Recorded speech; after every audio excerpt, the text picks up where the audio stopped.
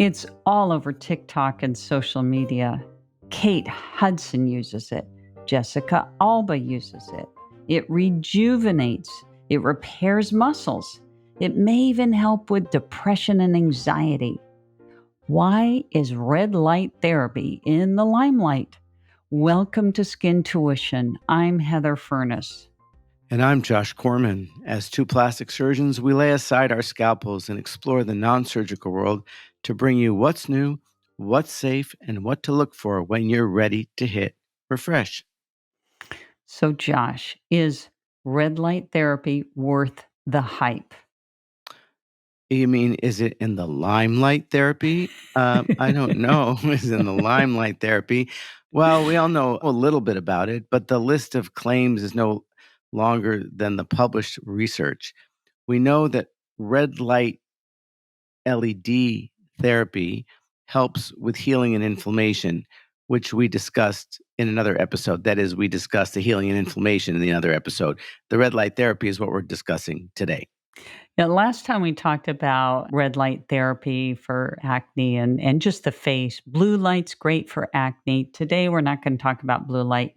We're going to talk about the different things that red light therapy does other than just help, with the face. So we're expanding this discussion to include why you would lie on a red LED light bed. Yeah.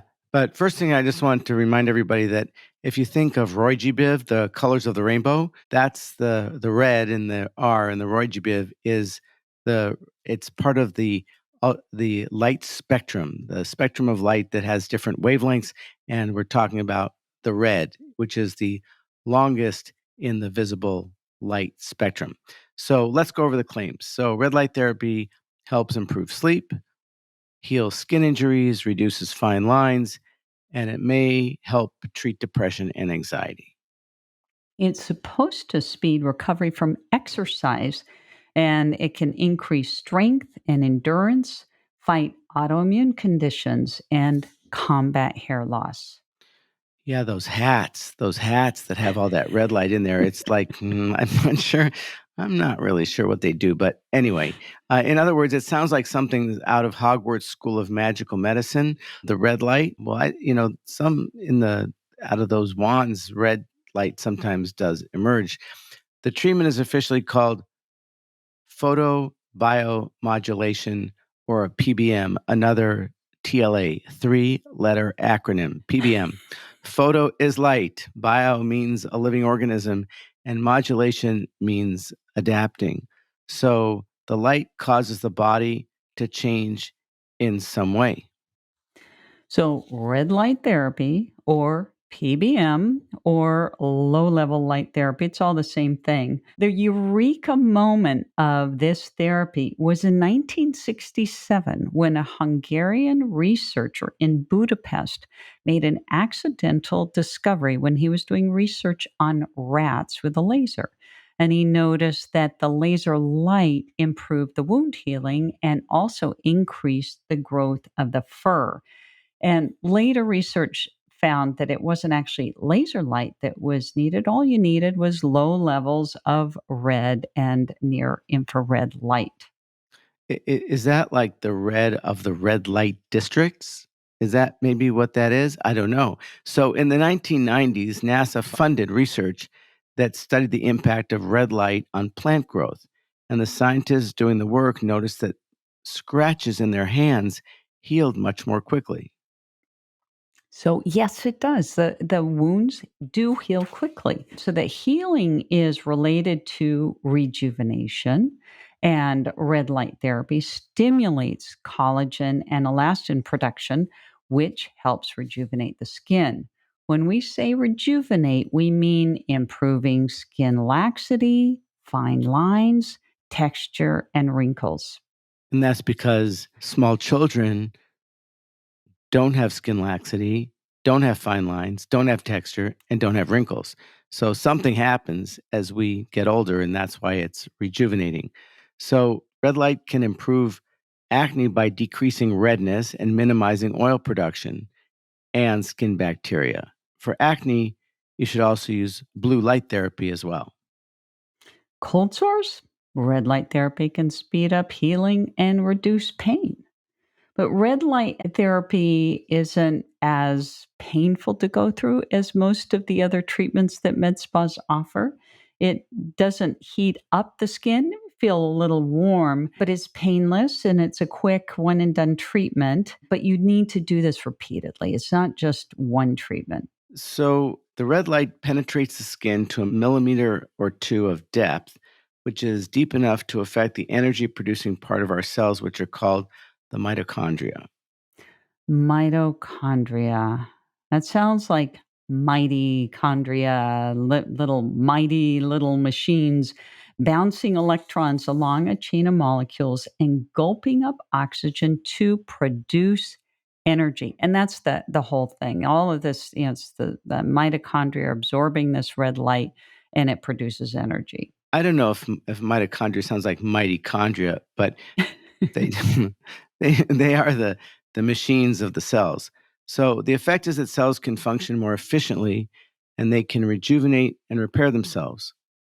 Like the fountain of youth, an anti-aging tool. Exactly. Well, not exactly, but kind of. but but how much of the buzz is fake news, or in other words, is there any stake behind the sizzle? So, well, here's what we do know. It is FDA approved as of 2007. It's FDA approved to stimulate hair growth.